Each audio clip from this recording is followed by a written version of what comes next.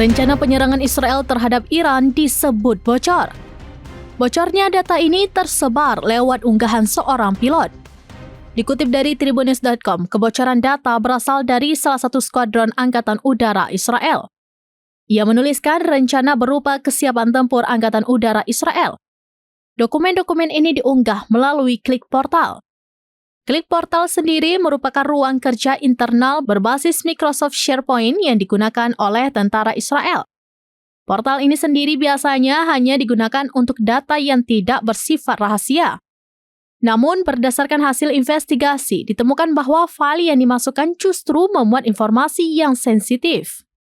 Salah satunya terkait senjata rahasia dan protokol respon terhadap serangan rudal musuh. Selain itu, file tersebut berisi soal laporan internal dan pengarahan tentang kesiapan operasional. Berdasarkan dokumen yang berhasil diakses publik, tercantum jadwal latihan. Lebih lanjut membahas mengenai pengarahan operasional mingguan serta rencana pengamanan dan prosedur darurat untuk target-target di Iran.